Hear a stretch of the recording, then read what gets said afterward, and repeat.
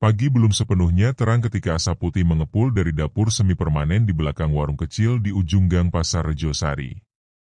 Seorang wanita parubaya berselendang lusuh tampak sibuk menuangkan nasi panas ke dalam bakul anyaman. Tangannya cekatan, wajahnya tenang, dan sesekali senyum mengembang saat mencicipi sayur lodeh buatannya. Namanya Bu Sarmi, seorang janda yang tinggal di rumah petak bersama anak bungsunya, Lilis, yang masih duduk di bangku SMA. Warungnya berdinding seng dan triplek, beratap asbes yang sudah menghitam, dan hanya muat 6 meja kayu kecil yang diisi bangku plastik beraneka warna. Tapi dari dapur itulah aroma masakan yang khas menyebar hingga ke pinggir jalan pasar, menggoda siapapun yang lewat. "Bu, sarapannya kayak biasa ya, setengah nasi sama tahu tempe," ujar seorang lelaki tua kurus berkaos kusam. Ia duduk di bangku pojok dengan napas terengah. Bu Sarmi menoleh dan tersenyum. "Iya, Pak, sabar. Nasi setengah, tempe 2, ya? Minumnya air putih, kan?" "Iya, Bu. Maaf belum bisa bayar hari ini." "Sudah, gak usah dipikir. Nanti juga bisa bayar pas rezeki datang," jawab Bu Sarmi sambil menyendok nasi ke piring. Pak Sabar tersenyum lega. Matanya berkaca. "Jenengan itu, Bu, orang langka." "Matur nuwun." Itu bukan kali pertama Bu Sarmi memberi makan pada orang yang tak mampu. Hampir tiap hari, ada saja pemulung, tukang becak, atau gelandangan yang mampir untuk sekedar mengganjal perut. Ia tak pernah meminta bayaran pada mereka. Bagi Bu Sarmi, selama nasi masih ada, tak boleh ada perut lapar yang pergi dari warungnya. Tentu saja tak semua orang setuju dengan cara itu. "Loh Bu, kalau semua dikasih gratis, lama-lama rugi dong," komentar Mbak Inem, penjual sayur di lapak depan pasar yang kadang sarapan di warung Bu Sarmi. Bu Sarmi hanya tersenyum. "Kalau kita niat bantu orang, Gusti Allah yang cukupkan. Saya cuma punya nasi, yaitu yang saya kasih." Mbak Inem menggeleng, tak habis pikir. Tapi diam-diam, ia kagum pada keteguhan hati ibu itu. Warung Bu Sarmi mulai dikenal bukan hanya karena makanannya yang murah dan enak, tapi juga karena suasana teduhnya. Di sana tak ada musik keras, tak ada teriakan pedagang, hanya suara piring beradu dan doa-doa dalam hati. Bahkan banyak pembeli bilang, makan di warung itu seperti makan di rumah sendiri. Hangat. Damai. Di sisi lain pasar, seorang pria berkemeja batik dan jam tangan emas duduk di depan warungnya yang megah. Warung pada miliknya dulu paling ramai di Rejosari, tapi kini mulai ditinggalkan pelanggan. Ia menatap sepi ke jalanan, matanya melirik ke arah warung kecil Bu Sarmi yang tampak penuh sejak pagi. "Lihat tuh, warung gubuk itu isinya orang miskin semua. Tapi tiap hari ramai, gerutunya pada anak buahnya. Padahal lauknya cuma tempe sama sayur lodeh." Namanya Pak Darwan, pemilik 3 warung makan dan 2 ruko. Dulu, dia sempat menawari Bu Sarmi untuk membeli warung kecil itu agar ia bisa memperluas bisnisnya, tapi ditolak halus. "Rezeki saya di sini, Pak. Warung kecil ini cukup buat hidup saya dan anak," jawab Bu Sarmi waktu itu. Sejak itu, entah kenapa Pak Darwan jadi risih tiap kali melewati warung itu.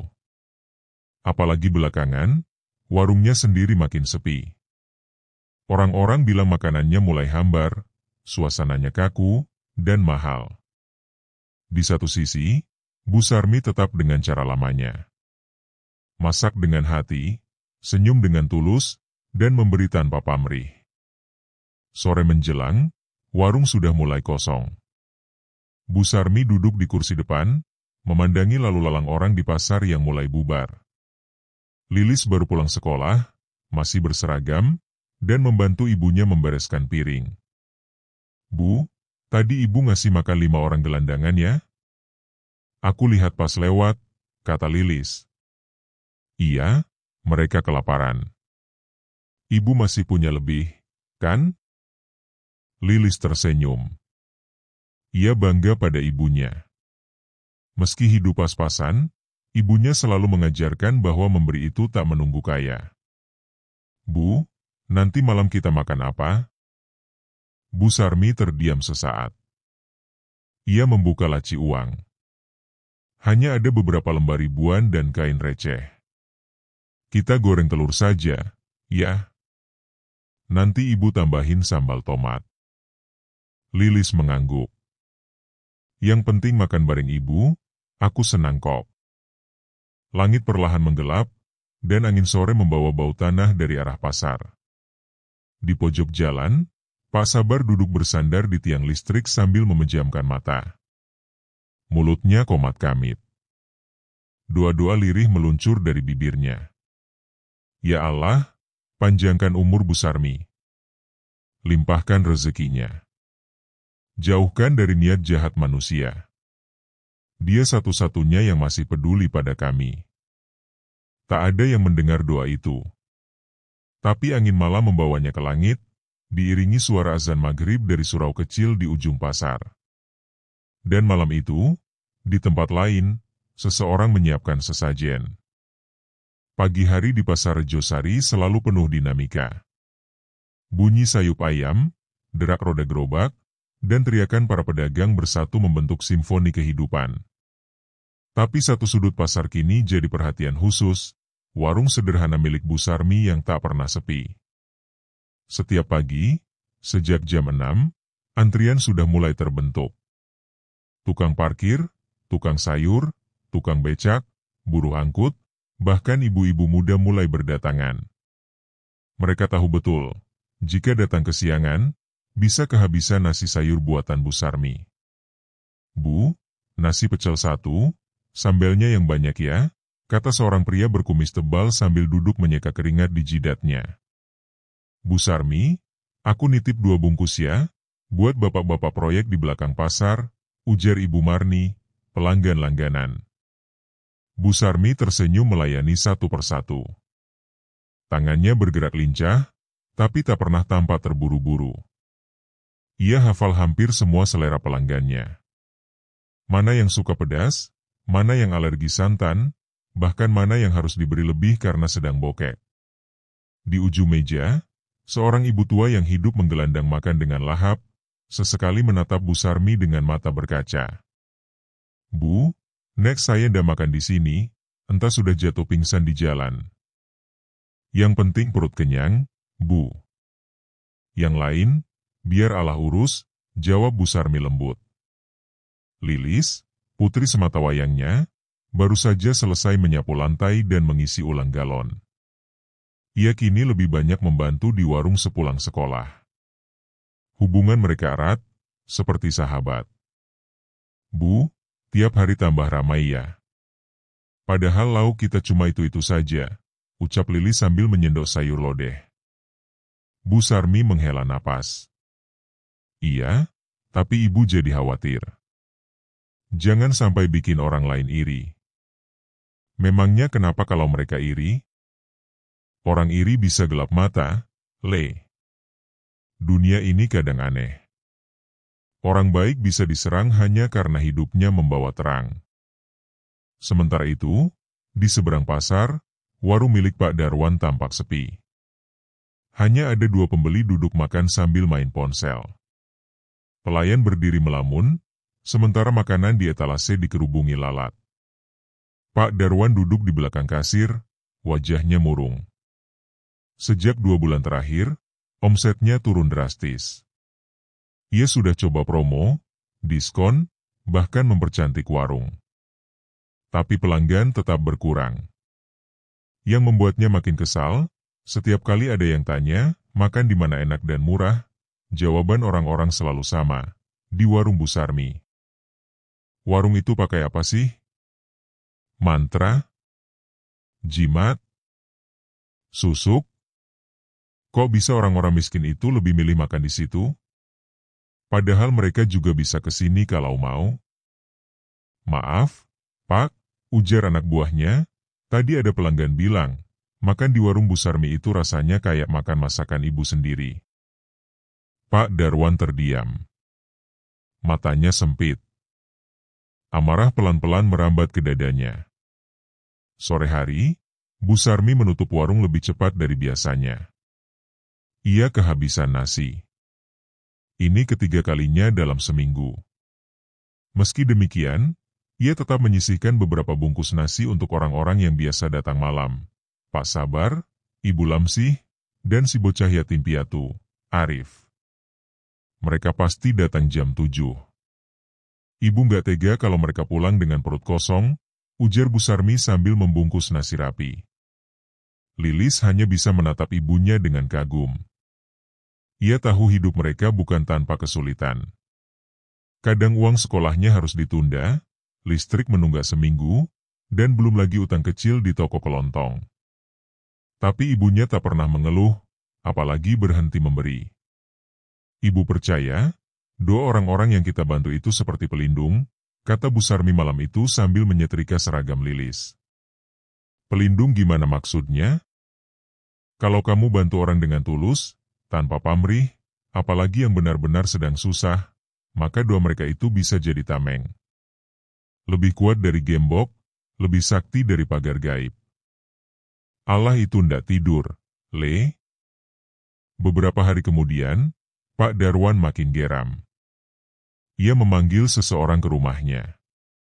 Seorang pria berjubah hitam, berkalung tasbih kayu hitam, dan membawa kantong kain berisi kemenyan serta telur ayam kampung. Warung saya kalah ramai sama gubuk reot itu. Bisa kau bantu buat orang itu gulung tikar? Tanya Pak Darwan dengan nada tajam. Dukun itu tersenyum simpul. Semua bisa, asal ada tumbalnya. Tapi tenang, ini cuma santet ringan. Bikin pelanggan pergi, bikin usahanya seret. Lakukan malam ini, perintah Pak Darwan sambil menyelipkan amplop tebal ke kantong pria itu. Malam pun tiba. Di depan warung Bu Sarmi, Pak Sabar duduk bersila sambil membaca Al-Fatihah. Ibu Lamsi memeluk bungkusan nasi dengan senyum syukur, dan bocah Arif berlari pulang membawa makanan untuk adiknya. Dari langit malam, suara angin bergemuruh pelan. Tapi di tengah kegelapan, ada cahaya lembut mengalir dari warung kecil itu, menembus langit dan berbaur dengan doa-doa yang tulus dari orang-orang kecil. Sementara itu, di sebuah kamar gelap, seorang dukun mengikat rambut dan foto Bu Sarmi dengan tali merah, lalu membakar kemenyan. Bau menyengat memenuhi ruangan, dan ia mulai membaca mantra. Tapi tak jauh dari sana, sebuah hal aneh terjadi. Lampu warung Pak Darwan tiba-tiba padam. Makanan di etalase mendadak basi. Seekor kucing hitam masuk dan mengeong panjang, seperti jeritan. Dan angin malam seolah berbalik arah. Pagi itu suasana pasar Rejosari terasa ganjil. Udara lebih panas dari biasanya, dan beberapa pedagang tampak berbisik-bisik sambil melirik ke arah warung Bu Sarmi. Di balik senyum-senyum palsu, ada riak-riak iri yang mulai membesar. Masa iya sih, tiap hari bisa laku sampai habis? Gak masuk akal, ujar burung, pedagang jajanan pasar, sambil menata kue talam. Iya, katanya cuma jual sayur sama tempe. Tapi rame terus. Padahal makanan kita lebih lengkap, timpal Pak Bejo, tukang gorengan. Jangan-jangan, pakai penglaris, bisik salah satu pedagang yang lain. Fitnah mulai berembus seperti asap tipis yang menyusup ke celah waras. Tak butuh waktu lama sebelum satu demi satu pedagang mulai percaya bahwa warung sederhana itu tak mungkin bisa ramai kalau tidak dibantu sesuatu. Lehawong warungnya reot. Masa bisa ngalahin warung padangnya Pak Darwan, celetuk Bumina, pemilik warung kopi di sudut gang. Beberapa bahkan sengaja lewat depan warung Bu Sarmi hanya untuk mengendus aroma yang katanya mengandung minyak gaib. Ada yang diam-diam melempar garam, ada pula yang menabur pasir di depan pintu, ritual tolak bala ala pasar. Namun di tengah semua itu, Bu Sarmi tetap melayani pelanggannya dengan sabar. Tak sedikit pun ia tanggapi desas-desus atau tatapan aneh yang kini mulai ia rasakan. Baginya, selama masih bisa memberi makan orang lapar, itu sudah cukup. Sore harinya, ketika pasar mulai sepi, Lilis duduk di depan warung sambil menulis tugas sekolah. Ia sesekali melihat ibunya membersihkan dapur, lalu memandangi meja-meja kosong yang baru saja dipenuhi pelanggan. "Ibu, tadi ada yang bilang ke aku waktu beli es di Bumina." "Apa katanya?" tanya Bu Sarmi tanpa menoleh. "Katanya warung kita pakai penglaris. Soalnya nggak masuk akal kalau cuma jual sayur tapi selalu habis." Bu Sarmi tersenyum tipis. Ia mengelap tangan dengan kain lusuh lalu duduk di sebelah Lilis.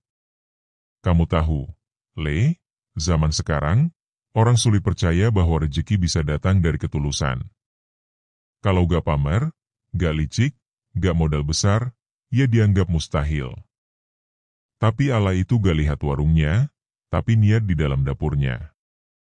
Lilis menunduk. "Tapi aku sedih, Bu. Mereka ngomongin ibu kayak gitu." "Biarkan saja. Fitnah itu seperti angin, bisa datang dari mana saja. Tapi selama kita kuat berdiri, angin gak akan menjatuhkan kita."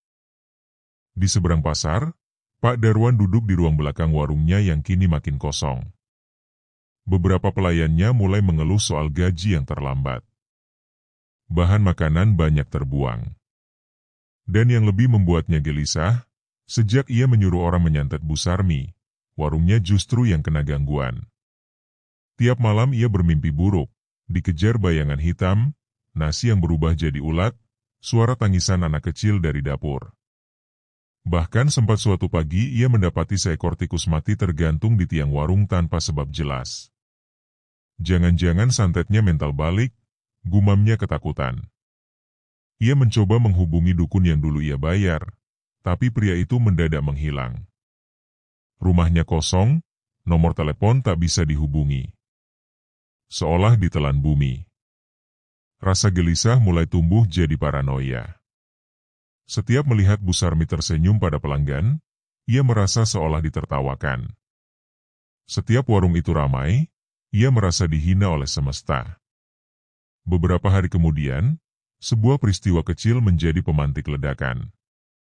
Saat Bu Sarmi sedang membersihkan halaman warung, seseorang tiba-tiba melemparkan bangkai ayam hitam ke depan pintu. Bau anyir menyengat menusuk hidung. Lilis yang sedang mengepel lantai terkejut dan menjerit, "Ibu!" "Itu, ayam," ada tulisan di kakinya. Bu Sarmi cepat menenangkan putrinya. Ia mendekat, melihat secari kertas berlumuran darah yang terikat di kaki ayam. Isinya tulisan tangan. "Jangan sok suci. Rebut pelanggan orang, siap-siap kena batunya." Wajah Bu Sarmi pucat sejenak. Tapi alih-alih panik, ia menenangkan Lilis, lalu mengambil ember berisi air bersih dan menyiram bangkai itu. Setelahnya, ia menggali lubang kecil di samping warung dan menguburkannya dengan doa lirih. "Kenapa ibu gak lapor polisi?" tanya Lilis gemetar. "Ini bukan urusan polisi. Ini ujian hati. Kalau kita gentar, mereka menang. Tapi kalau kita sabar, Allah yang akan bertindak." Malam itu, Bu Sarmi tidak bisa tidur. Ia duduk di musala kecil dalam rumahnya, berselimut sarung dan memegang tasbih. Tangannya gemetar, tapi hatinya tetap berzikir. "Ya Allah, lindungi aku dan anakku. Aku hanya ingin memberi makan orang lapar. Kalau ini salah, hukum aku, bukan mereka. Tapi jika ini benar, jagalah kami dari niat busuk." Air matanya jatuh.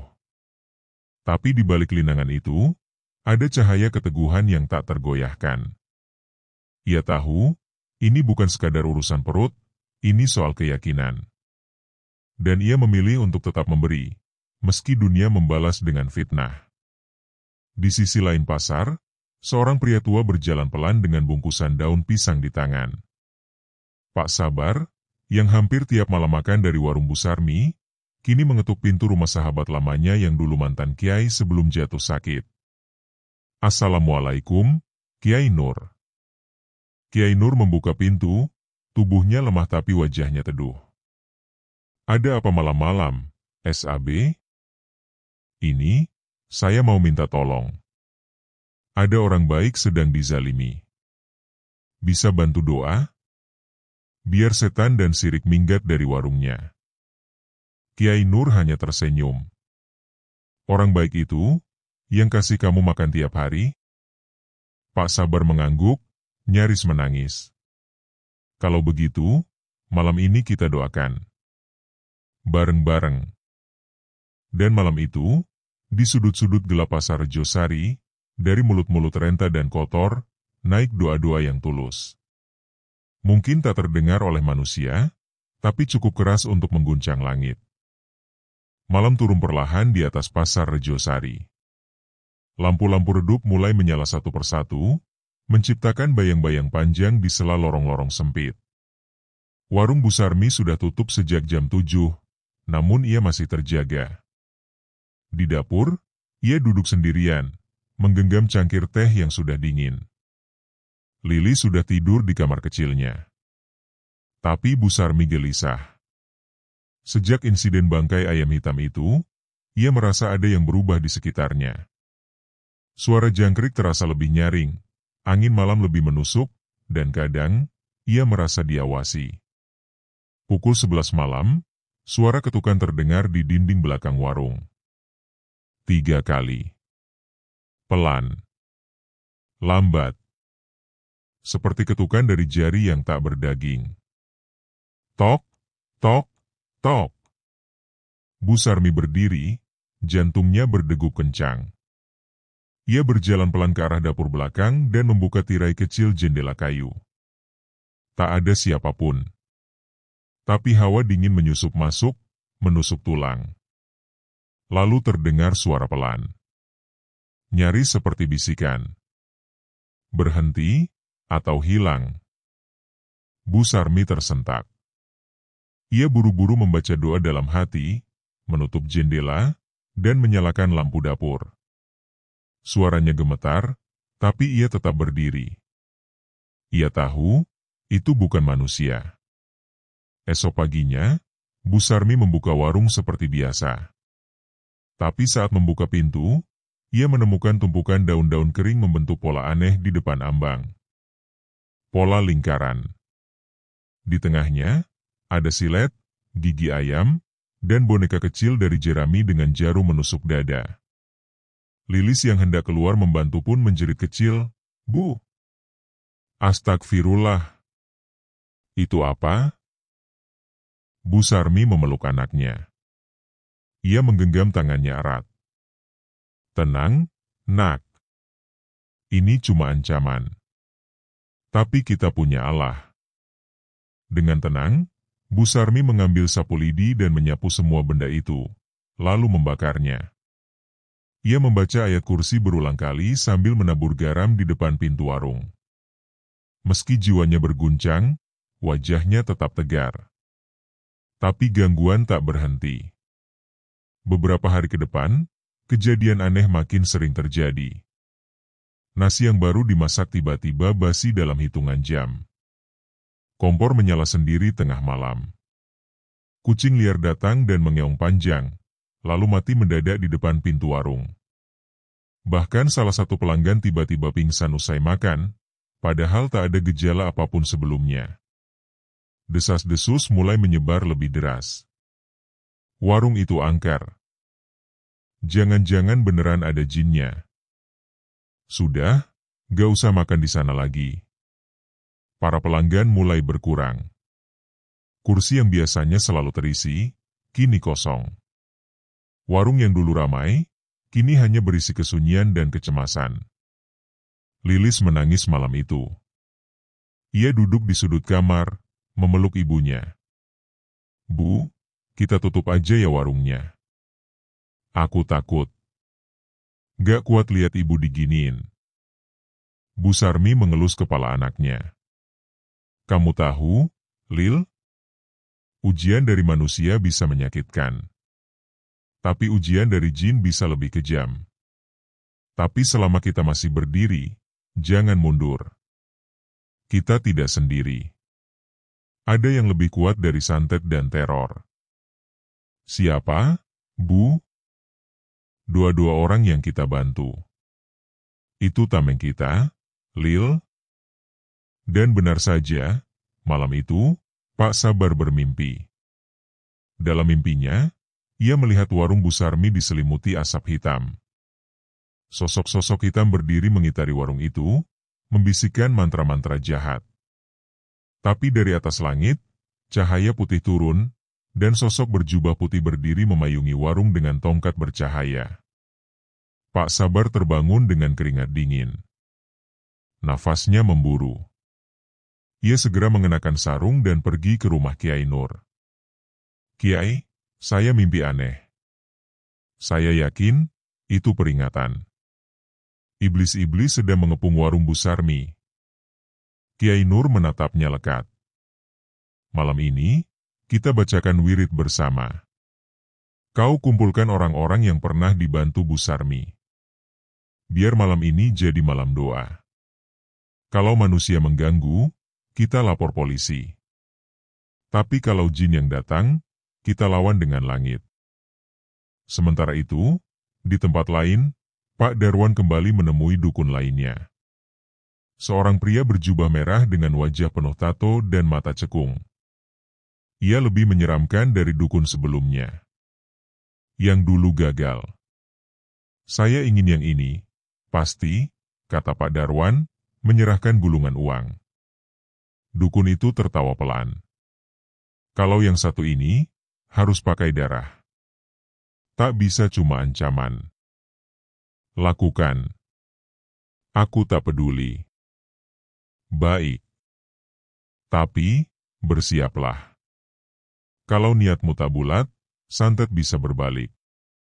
Tengah malam, di warung kecil Bu Sarmi, suasana sunyi. Angin seperti mati. Langit tertutup awan kelabu. Tiba-tiba terdengar suara gaduh dari atap. Suara cakar, seperti kuku panjang menggaruk seng. Lalu suara tangisan bayi, lirih, menembus pintu. Di dalam rumah, Bu Sarmi duduk di ruang tengah bersama Lilis. Mereka menggelar sajadah.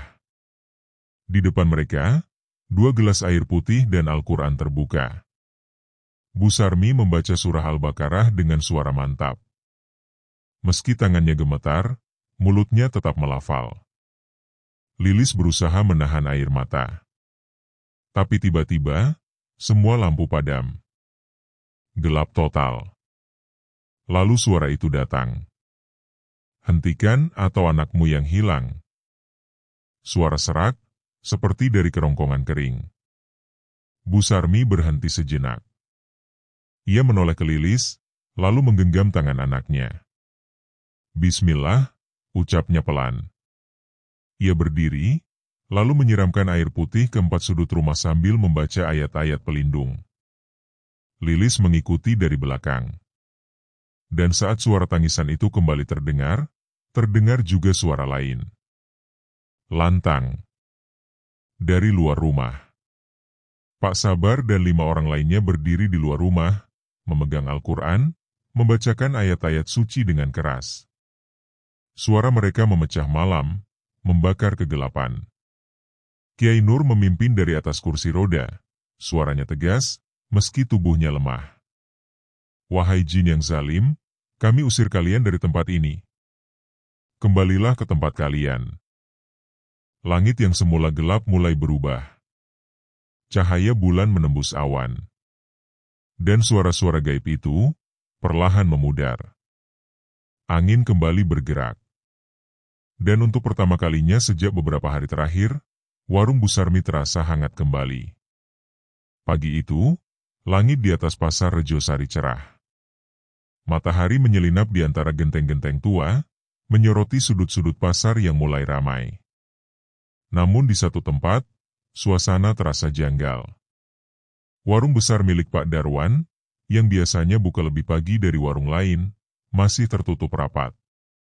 Pintu kaca diganjal dari dalam, dan lampu-lampu dibiarkan padam. Beberapa pedagang sudah mulai berbisik. Pak Darwan kenapa ya? Biasanya jam segini sudah manggil-manggil pelanggan. Semalam aku lewat. Warungnya gelap. Gak kayak biasanya. Di sisi lain, warung kecil Bu Sarmi justru mulai ramai kembali. Setelah malam mencekam yang mereka lalui, berita tentang doa yang mengusir jin menyebar ke seluruh pasar. Orang-orang mulai berdatangan bukan hanya untuk makan, tapi juga karena penasaran. Dan anehnya, setelah malam itu, suasana warung jadi terasa lebih terang, lebih teduh. "Bu, saya dengar warung ini dilindungi doa-doa," tanya seorang pria bertopi sambil menyendok nasi pecel. Bu Sarmi hanya tersenyum. Kalau ada yang melindungi, itu bukan karena warung ini istimewa. Mungkin karena yang makan di sini banyak yang berdoa. Sementara itu, di rumah besar Pak Darwan, suasana mencekam. Tubuh Pak Darwan terbaring di ranjang, pucat, keringat dingin mengucur dari pelipis. Matanya terbuka lebar, menatap langit-langit, tapi tak berkedip. "Pak, bangun, Pak," ujar istrinya panik sambil mengguncang tubuhnya. Sudah 2 hari suaminya seperti itu. Tidak tidur, tidak bicara, hanya menatap kosong sambil menggertakkan gigi. Bahkan dokter yang dipanggil tak menemukan penyakit apapun. "Ini bukan medis, Bu. Saya sarankan, dibawa ke orang pintar," ucap sang dokter dengan nada hati-hati. Dan benar saja, malam itu bau busuk mulai muncul dari tubuh Pak Darwan. Bau amis dan anyir, seperti bangkai binatang yang membusuk di bawah ranjang. Para tetangga mengira rumah mereka terkena limbah, tapi istrinya tahu, ini bukan bau biasa. Suatu malam, Pak Darwan mengigau dalam tidur. "Aku kirim santet, kenapa balik ke aku? Ampun, aku salah, aku salah." Berita itu cepat menyebar. Para pedagang mulai menghubungkan kejadian aneh di rumah Pak Darwan dengan serangan gaib yang ditujukan ke warung Bu Sarmi. Jangan-jangan, santet itu balik arah? Makanya jangan main-main sama orang baik. Tak butuh waktu lama sebelum pasar mulai bersimpati pada Bu Sarmi. Banyak yang tadinya menjauh, kini datang dengan malu-malu untuk makan kembali. "Maaf ya, Bu Sarmi, kemarin saya sempat ragu, sempat ngomong yang enggak-enggak," ujar Bu Mina, si pemilik warung kopi. Bu Sarmi menjawab lembut, "Gak apa-apa, Bu. Hati orang memang bisa goyah, saya juga pernah. Tapi selama kita masih mau berubah, Allah selalu buka pintu." Namun, tidak semua ikut bersimpati. Masih ada yang diam-diam memendam iri. Salah satunya, Burum, pedagang jajanan yang pernah jadi dekat dengan keluarga Pak Darwan. Ia melihat kesuksesan Bu Sarmi dengan mata curiga. Apa benar dia gak pakai apa-apa? Bisa sekuat itu lawan santet? Jangan-jangan, justru dia yang lebih kuat, katanya pada dirinya sendiri. Buru mulai menyebarkan isu baru, bahwa Bu Sarmi lebih sakti daripada dukun pasar, dan justru punya pelindung gaib yang lebih hebat. Isu itu menyebar pelan-pelan seperti racun, dan beberapa pedagang mulai ragu lagi. Tapi berbeda dengan sebelumnya, kali ini Bu Sarmi tidak terpengaruh. Ia sudah tahu, di balik kebaikan, selalu akan ada ujian lanjutan. Yang penting, hatinya tetap bersih. Suatu sore, Kiai Nur datang berkunjung. Dengan kursi rodanya, ia disambut oleh Bu Sarmi dan Lilis di teras rumah kecil mereka. "Bu Sarmi," ucap Kiai Nur, "saya datang bukan untuk minta apa-apa. Saya hanya ingin bilang, orang seperti panjenengan itu langka. Banyak yang memberi, tapi sedikit yang tulus. Banyak yang sabar, tapi jarang yang tetap tenang dalam derita." Bu Sarmi menunduk, matanya berkaca. "Saya ini hanya tukang masak, Kiai. Kalau ada yang berubah di warung saya, itu karena doa-doa dari orang-orang yang lebih menderita dari saya."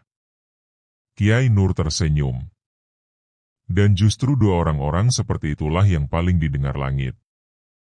Di malam berikutnya, aroma anyir kembali datang. Tapi kali ini, bukan di warung Bu Sarmi, melainkan di rumah Burum. Keluarganya panik karena melihat dapur terbakar tanpa sebab. Kompor padam, tapi api muncul dari tumpukan tepung. Dan di dinding, muncul bekas telapak tangan hitam, seperti bekas arang, melingkar, tepat di atas pintu. Buru menjerit, "Tolong! Ini bukan kebakaran biasa." Para tetangga berbondong datang membantu memadamkan api. Tapi kejadian itu membuatnya sadar, ada sesuatu yang salah dalam niatnya. Esok paginya, ia datang ke warung Bu Sarmi, dengan mata bengkak dan rambut kusut. Ia membawa seikat pisang dan duduk tanpa suara. Bu Sarmi menyapanya pelan. "Mau sarapan, Bu?" Buru menunduk. "Saya mau minta maaf. Saya ikut iri. Saya ikut ngomong yang gagak. Tapi semalam, dapur saya kebakar. Mungkin Allah marah." Bu Sarmi menggenggam tangannya. "Ibu nggak perlu takut sama api yang muncul, takutlah sama api dalam hati.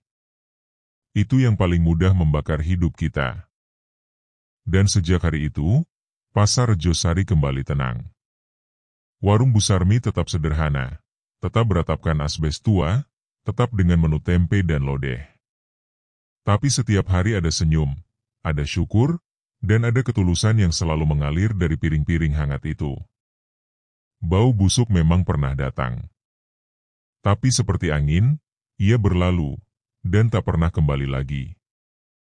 Malam itu langit Rejosari gelap, tapi tak menakutkan. Awan menggumpal di atas pasar, namun udara terasa hangat, seperti diselimuti ketenangan. Di sudut los belakang, tempat biasa para fakir miskin dan pemulung beristirahat, sebuah tikar plastik digelar. Di atasnya, beberapa orang duduk melingkar. Ada Pak Sabar, Ibu Lamsih, Arif Siatin Piatu, dan belasan orang lain yang selama ini diberi makan tanpa pamrih oleh Bu Sarmi. Mereka datang bukan untuk meminta makan malam ini. Mereka datang untuk berdoa. "Saudara-saudara," kata Pak Sabar membuka suara, "kita semua tahu, siapa yang membuat kita bisa bertahan hidup tiap hari. Mungkin bukan pemerintah. Bukan juga sumbangan dari siapa-siapa. Tapi dari satu warung kecil yang setiap hari memberi kita makan, meski kita tak bisa bayar." Yang lain menunduk, beberapa mata mulai berkaca. "Aku sudah 5 tahun hidup di jalan. Banyak yang menghina, banyak yang hanya kasih sisa. Tapi warung Bu Sarmi, kasih kita nasi yang utuh, lauk yang layak, dan senyum yang tulus. Sudah waktunya kita bukan cuma terima. Kita harus kirim balik sesuatu. Doa." Mereka mulai membasahi wajah dengan air wudhu seadanya dari jeriken. Lalu satu persatu duduk bersila, tangan terangkat, suara bergetar. "Ya Allah, jika hamba MU bernama Sarmi itu tulus, lindungilah dia dari iri, dari dengki, dari fitnah dan dari santet. Ya Allah, panjangkan umurnya, sehatkan anaknya, cukupkan rezekinya." Tangis lirih terdengar di antara doa. Seperti angin pelan yang menyapu malam. Tak ada kamera. Tak ada tepuk tangan. Hanya suara hati yang mengalir dari perut lapar yang diberi makan oleh cinta. Arif, bocah yang selalu datang ke warung Bu Sarmi tiap sore, memeluk lututnya dan berkata lirih, "Kalau Ibu Sarmi gak ada, aku gak tahu makan di mana lagi." Sementara itu di rumah Bu Sarmi, Lilis tertidur di pangkuan ibunya setelah belajar. Mereka duduk di teras, cahaya lampu redup menemani kehangatan kecil dalam hidup yang besar perjuangannya. Bu Sarmi menatap langit. Hatinya terasa lega, meski ia tahu ancaman belum benar-benar hilang. Tapi malam ini berbeda. Ia merasa hangat, seperti ada selimut tak kasat mata yang memeluknya. Tak lama kemudian, angin pelan berembus. Aroma daun basah bercampur tanah naik ke udara. Bu Sarmi menarik napas dalam-dalam. "Lil," bisiknya pada putrinya, "Ibu gak tahu doa siapa yang Allah dengar. Tapi malam ini, Ibu merasa kita sedang dilindungi. Keesokan harinya, warung kembali dibuka. Tapi pagi itu, ada sesuatu yang tak biasa. Puluhan orang yang biasa menghindar kini datang dengan senyum. Beberapa membawa sembako, sayuran, bahkan ada yang menyumbangkan kursi plastik baru. Matur nuwun, Bu, sudah bantu banyak orang selama ini. Ini buat tambahan jualan. Bu, saya bawa tahu goreng, buat dijual di sini. Gak usah bayar, anggap amal. Salah satu pengunjung bahkan berkata lirih, Bu, anak saya sempat sakit keras. Saya doa, saya minta Allah jaga dia, dan saya janji kalau dia sembuh, saya bantu warung yang bantu orang lapar. Ternyata Allah arahkan saya ke sini. Bu Sarmi menangis hari itu. Tapi bukan karena sedih. Melainkan karena sesuatu yang selama ini ia tanam dengan sabar, kini mulai tumbuh di hati banyak orang. Di sudut pasar, beberapa pedagang yang dulu memfitnah hanya bisa menatap dari jauh. Ada rasa malu, ada juga rasa iri yang perlahan berubah menjadi kagum. Bu Sarmi itu kuat ya, padahal dia sendiri, gak punya backing, gak punya uang. Tapi punya doa, Bu, dan orang-orang yang tulus. Malam harinya, Pak Sabar datang sendiri ke warung, membawa sebuah bingkisan kecil.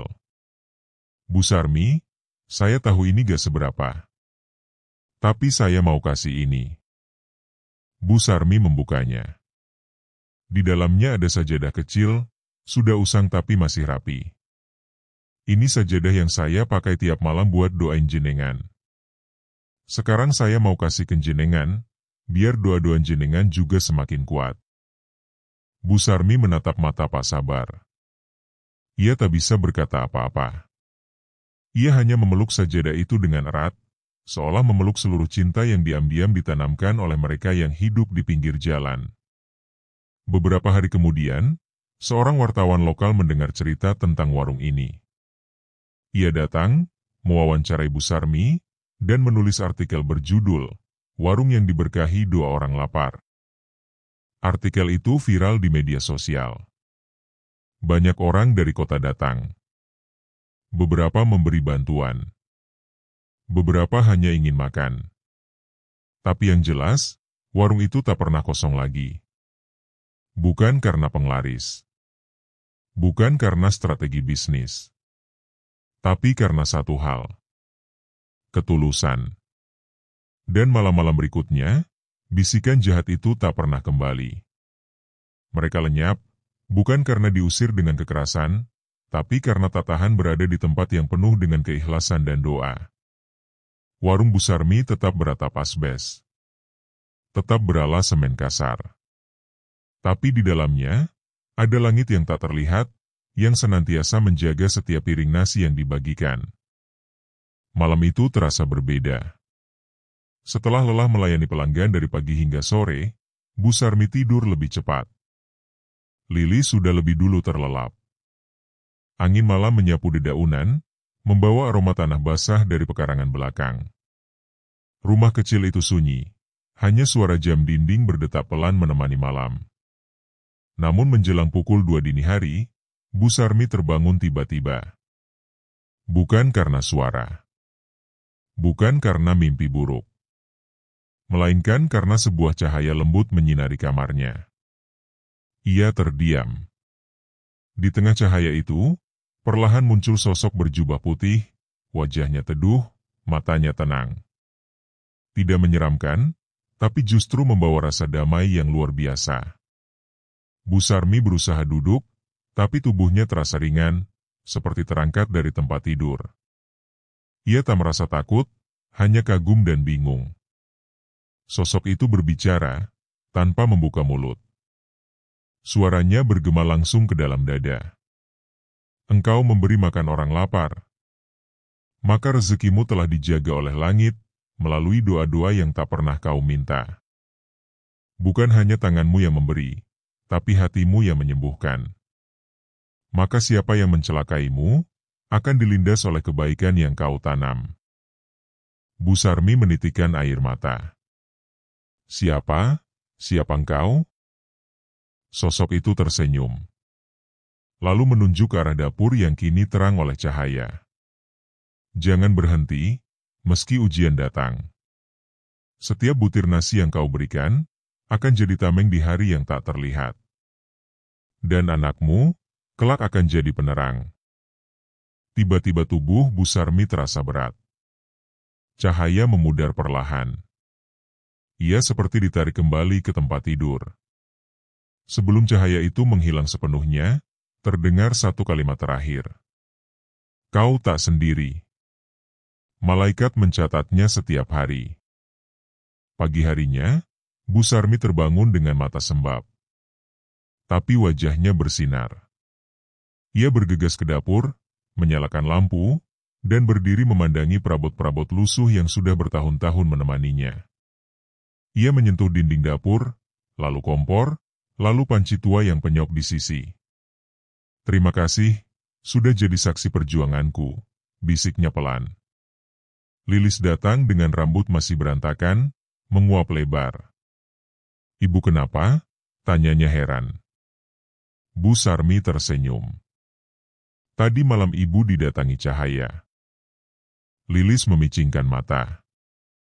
Mimpi? Mungkin. Tapi terasa nyata. Lilis mengangguk pelan. Ia tahu ibunya bukan orang yang mudah mengada-ada. Dan jika itu membuat ibunya lebih tenang, ia percaya sepenuhnya. Hari itu, warung kembali ramai. Pelanggan datang silih berganti. Bahkan ada yang membawa anak-anak untuk sekadar mengenalkan tempat yang katanya penuh berkah. Seorang wanita muda datang menghampiri sambil membawa bayi. Bu Sarmi, saya dulu hamil besar, tapi gak punya uang. Ibu kasih saya makan, bahkan bungkusin buat suami. Sekarang anak saya lahir sehat. Ini, saya pengen ibu gendong. Bu Sarmi gemetar menerima bayi itu. Ia menggendongnya perlahan, mencium keningnya. Air matanya menetes lagi. Namanya siapa, Nak? Sarmi, Bu. Saya kasih nama sesuai nama orang yang nyelamatin hidup saya. Warung hening sejenak. Semua orang yang mendengar terdiam. Sebagian tersenyum haru. Sebagian mengusap mata diam-diam. Di waktu yang sama, kondisi Pak Darwan semakin memburuk. Ia dirawat di rumah sakit jiwa. Setiap malam menjerit-jerit, menyebut nama Bu Sarmi. Dokter mengatakan pikirannya terganggu karena tekanan batin yang berat. Tapi istrinya tahu, ini bukan karena stres biasa. Aku cuma mau dia bangkrut, aku cuma mau warungku ramai, kenapa aku yang hancur, rintihnya dari ranjang. Seorang perawat yang mendengar bisikan itu hanya bisa menggeleng. Kadang, dua orang kecil itu lebih kuat dari dendam orang besar. Di sisi lain pasar, para pedagang mulai menyadari sesuatu. Bu Sarmi gak pernah punya niat jahat, ujar Pak Bejo, tukang gorengan. Iya, dia gak pernah ikut campur urusan orang. Tapi kita semua malah nuduh macam-macam, timpal Bu Mina. Saya mau datang minta maaf. Kita semua harus mulai dari awal, kata burung, yang dulu sempat menyebarkan fitnah. Hari itu, beberapa pedagang pasar mengunjungi warung Bu Sarmi. Bukan untuk makan, tapi untuk bersilaturahmi. Mereka membawa oleh-oleh kecil, sekantong gula, satu karung beras, beberapa bungkus kerupuk. Bu Sarmi menyambut mereka dengan senyum lebar. Alhamdulillah, saya gak dendam, Bu, Pak. Yang penting kita bisa kerja bareng, cari rezeki bareng. Pasar ini milik kita semua. Malam kembali turun. Di musala kecil dalam rumah, Bu Sarmi menyalakan lampu minyak. Ia duduk bersila, membuka sajadah, dan kembali berdoa. Kali ini doanya berbeda. Bukan minta perlindungan. Bukan minta rezeki. Tapi hanya satu permintaan. Ya Allah, jadikan aku jalan bagi mereka yang kelaparan. Jangan izinkan tanganku berhenti memberi. Meski tubuhku lemah, meski mulut orang menyakitiku. Lampu minyak bergoyang pelan, seperti mengangguk. Dan dari jendela, terlihat bulan menggantung utuh, seolah mengamini doa dari wanita sederhana itu. Pagi itu, warung Bu Sarmi lebih ramai dari biasanya. Bukan hanya pembeli yang datang, tapi juga dua mobil mewah berwarna hitam mengundang perhatian seluruh pasar. Dari dalamnya turun seorang pria bersetelan safari lengkap, diapit dua ajudan berseragam. Wajahnya licin, senyumnya lebar, Pak Lurah Harsono, pejabat kelurahan yang sudah 2 periode menjabat. Ia melangkah percaya diri ke warung Bu Sarmi, seolah-olah hendak makan siang, padahal jam baru menunjukkan pukul 9 pagi. Bu Sarmi, sapanya ramah, akhirnya saya bisa mampir juga ke warung legendaris ini. Bu Sarmi, yang sedang menggoreng tempe, menoleh. Tangannya tetap bergerak, tapi ia menyambut dengan senyum sopan. Silakan, Pak Lurah. Mau makan apa? Apa saja yang dimasak tangan ibu pasti enak, jawab Pak Lurah sambil tertawa. Setelah duduk dan makan ditemani ajudannya, Pak Lurah mulai masuk ke topik inti. Bu Sarmi, saya ini sedang buat program revitalisasi pasar. Kami ingin angkat warung-warung kecil ke level berikutnya. Saya sudah lihat kiprah ibu, luar biasa. Kami ingin bantu ibu pindah ke lokasi yang lebih layak. Bu Sarmi menghentikan gerakan sendoknya. Pindah, Pak? Ya. Kami siapkan bangunan semi permanen, bagus, bersih, meja stainless, lantai keramik. Tempat strategis, di pintu utama pasar.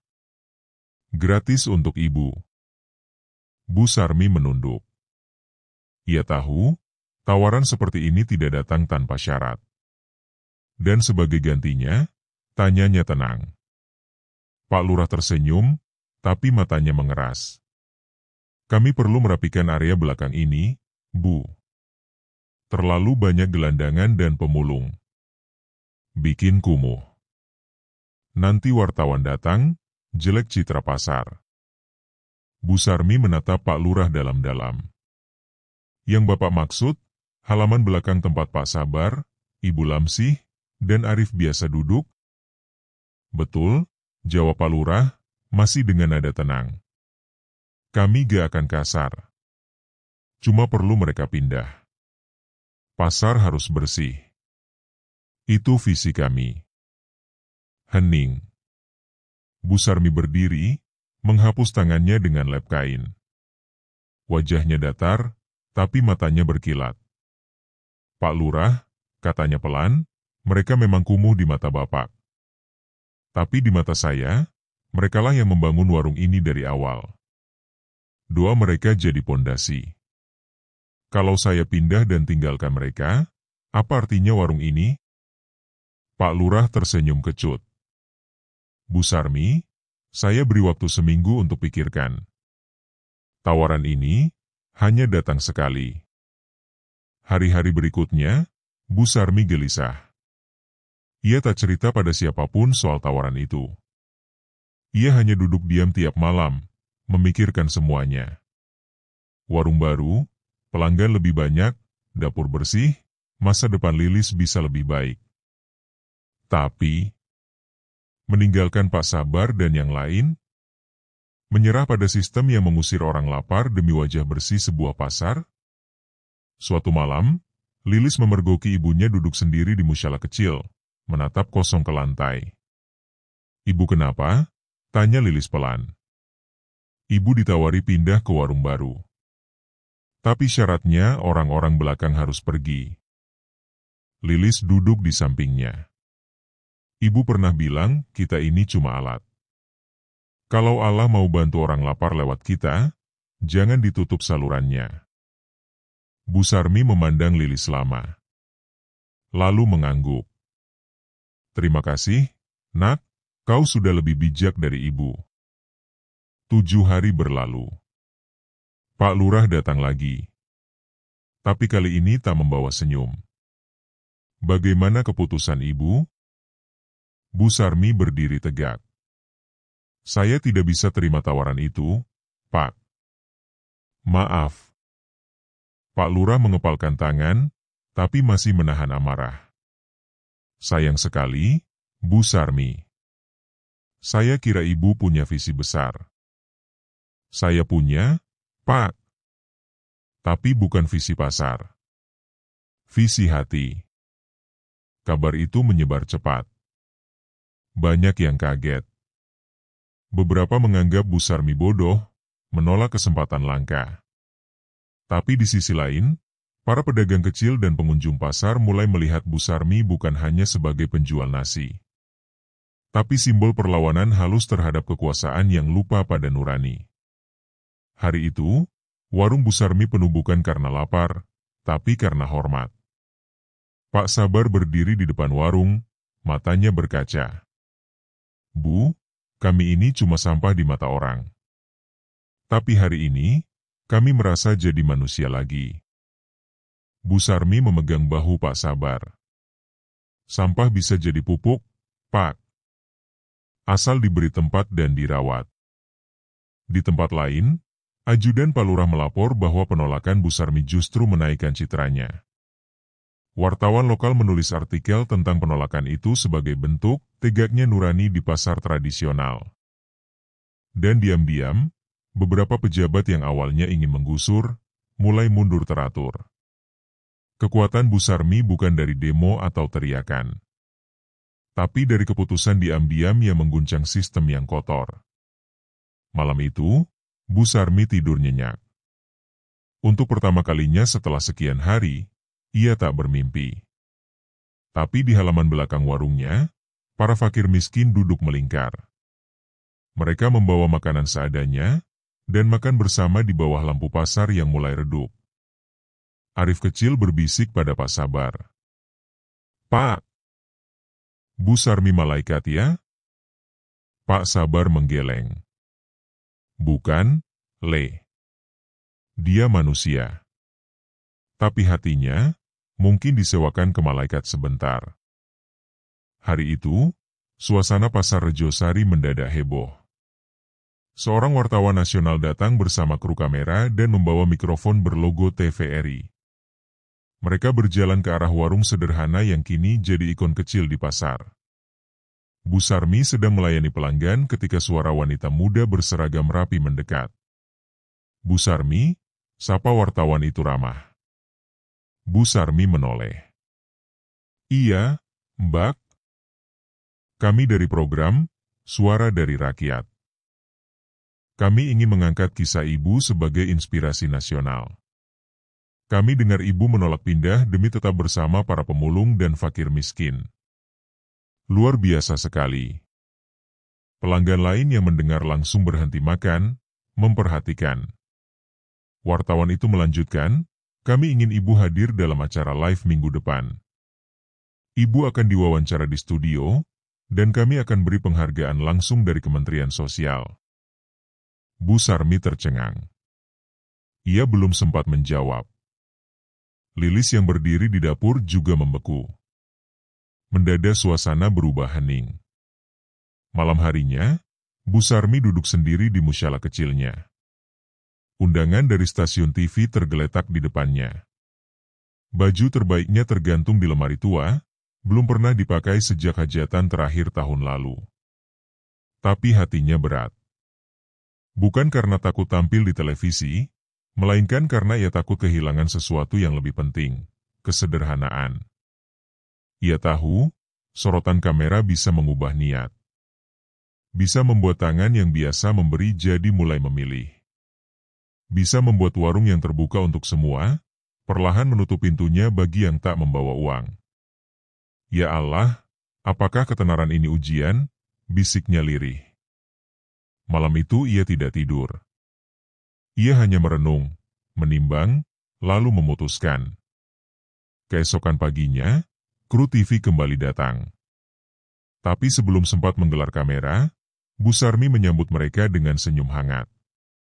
Maaf, Mbak, saya tidak bisa datang ke studio, katanya lembut. Wartawan itu terkejut. Kenapa, Bu? Ini kesempatan besar. Saya hanya penjual nasi. Saya tidak layak jadi bintang. Biarlah yang saya lakukan tetap kecil, agar niat saya tidak tergelincir. Saya takut kalau kamera membuat saya lupa bahwa saya dulu juga pernah lapar. Tim TV terdiam. Tapi mereka tak marah. Justru kagum. Kalau begitu, bolehkah kami rekam aktivitas ibu di sini? Tanpa pengaturan, tanpa skrip? Bu Sarmi tersenyum. Kalau itu untuk menyampaikan pesan kebaikan, silakan. Tapi jangan tutupi wajah-wajah orang yang selama ini saya bantu. Karena mereka juga bagian dari cerita ini. Beberapa hari kemudian, video dokumenter berjudul Warung yang Tak Pernah Menolak Lapar tayang di televisi nasional. Dalam video itu, tampak Bu Sarmi sedang menyendok nasi ke piring plastik milik Arif. Wajahnya penuh ketulusan. Di belakang, tampak para pemulung duduk bersila sambil tersenyum malu-malu ke arah kamera. Suara narasi lembut mengiringi tayangan. Di sudut pasar yang berdebu, ada warung kecil. Tidak mewah. Tidak viral. Tapi dari sanalah ribuan doa naik ke langit, bukan karena banyaknya uang, tapi karena tulusnya tangan yang memberi. Video itu viral. Dalam semalam, nama Bu Sarmi muncul di trending topik media sosial. Orang-orang dari kota mulai berdatangan. Bukan untuk makan, tapi untuk belajar. Seminggu kemudian, datang serombongan anak muda mengenakan kaos bertuliskan, Gerakan Nasi Tulus. Mereka menghampiri Bu Sarmi sambil membawa kotak berisi 100 bungkus nasi. Kami terinspirasi, Bu. Kami mahasiswa. Kami galang dana, lalu masak sendiri, dan bagi-bagi makan di terminal. Kami belajar dari warung ini. Kami cuma mau minta restu. Bolehkah kami pakai nama, Nasi Tulus, untuk gerakan kami? Bu Sarmi terdiam. Lalu mengangguk dengan mata berkaca. Saya bukan siapa-siapa, Nak. Kalau kalian mau berbagi, kalian sudah lebih besar dari saya. Gerakan itu meluas. Dalam waktu 2 bulan, muncul cabang-cabang Nasi Tulus di 17 kota. Setiap Jumat sore, ratusan relawan membagikan makanan hangat kepada tunawisma, pengemis, anak jalanan, dan siapa saja yang lapar. Media menyebutnya sebagai gerakan sosial paling organik dalam sejarah kuliner rakyat. Di tiap kotak nasi, dicetak kutipan kecil dari Bu Sarmi. Jika kamu tidak bisa jadi orang kaya, jadilah tangan yang tak menolak lapar. Tapi di tengah sorotan itu, warung Bu Sarmi tetap sama. Masih beratap asbes, masih lantai semen. Panci tetap penyok. Kompor tetap rewel. Dan itulah yang membuat tempat itu tak pernah kehilangan auranya. Suatu hari, seorang pria kaya berhenti di depan warung. Ia membawa proposal besar. Bu, saya pengusaha resto. Saya ingin buat cabang, warung Sarmi, di seluruh Indonesia. Kita waralaba, bagi hasil. Desainnya modern, tapi tetap pakai nama ibu. Gimana? Bu Sarmi hanya tersenyum. Pak, saya jual nasi. Bukan nama. Kalau nama saya dipasang, tapi wajah orang lapar tak lagi terlihat di sana, saya lebih baik tetap di sini. Pria itu terdiam. Ia tahu, ia sedang berhadapan dengan orang yang tak bisa dibeli. Malam itu, Lilis duduk bersama ibunya di teras. Cahaya bulan menerpa halaman belakang yang kini makin teratur. Para fakir miskin yang dulu hidup sembunyi-sembunyi, kini duduk terang-terangan, karena mereka tahu, mereka sudah diterima. Bu, tanya Lilis pelan, ibu gak nyesel nolak semua tawaran itu? Bu Sarmi memandang anaknya. Ibu sudah kenyang, Lil. Bukan karena makanannya banyak. Tapi karena hati ibu gak lapar pujian. Lilis tersenyum. Ia tahu, Ibunya tidak hanya memberi makan perut, tapi juga mengenyangkan jiwa. Pagi itu, sinar matahari menembus genting kaca warung kecil di Pasar Rejosari. Asap dari penggorengan tempe mengepul pelan. Bau nasi hangat dan sambal terasi menyapa hidung para pelanggan setia yang sudah duduk rapi di bangku kayu. Namun, suasana berbeda. Warung tetap buka, panci masih mendidih, tapi tangan Bu Sarmi tidak lagi memegang sendok. Ia hanya duduk di kursi rotan di sudut, dibalut selimut tipis. Tubuhnya ringkih. Kulitnya mengendur. Tapi sorot matanya masih hangat, seperti dulu, ketika pertama kali ia menyendok nasi untuk Arif kecil yang kelaparan.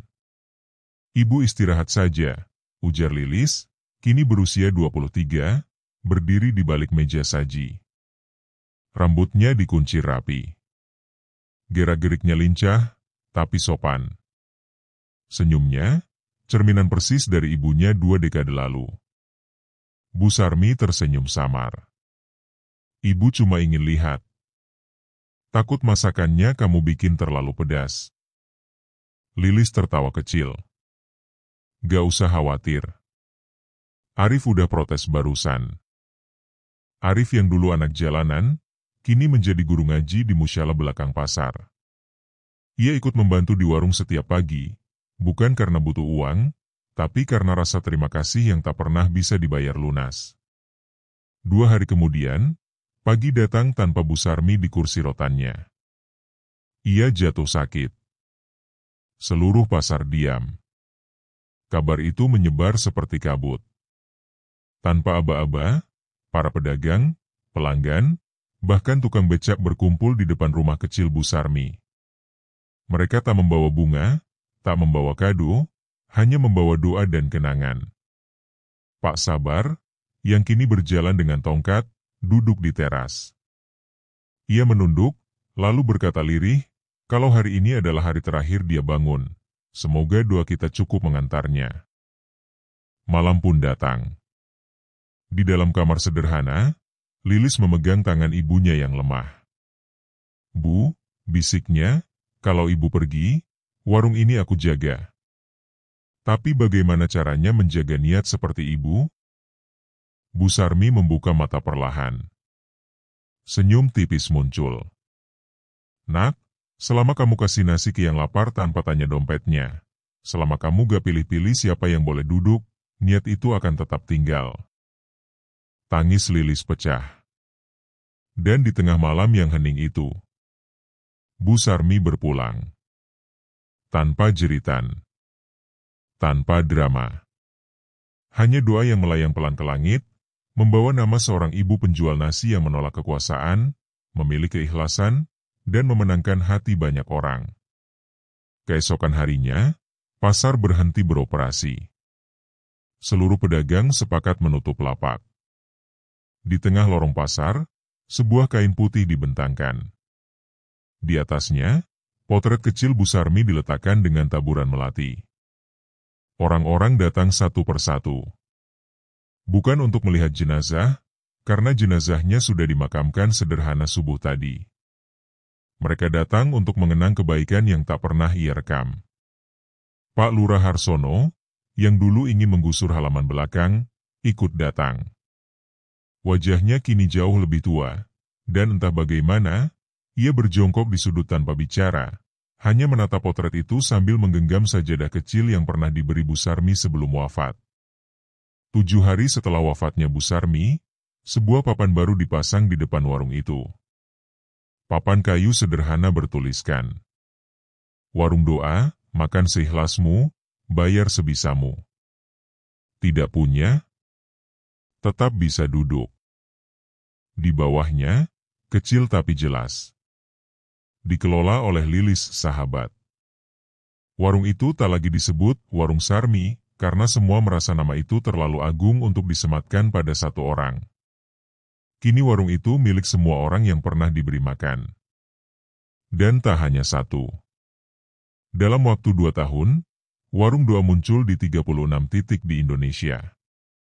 Dikelola oleh murid-murid, relawan, mantan pengemis, hingga anak-anak muda yang pernah menonton dokumenter sederhana itu di TV. Beberapa tahun kemudian, seorang anak muda berhenti di depan warung. Ia tampak bingung. "Maaf, ini beneran bisa makan tanpa bayar dulu?" tanyanya ragu. Lilis, yang kini mengenakan kerudung coklat dan apron sederhana, tersenyum. "Iya. Tapi kamu harus ambil sendiri, cuci sendiri, dan jangan lupa doakan yang sudah duluan pergi." Anak itu mengangguk. Ia duduk, makan, lalu menunduk diam. Di dinding belakang warung, tergantung sebuah figura tua berisi tulisan tangan Bu Sarmi. Saat semua orang pergi, doa tetap tinggal. Tamat.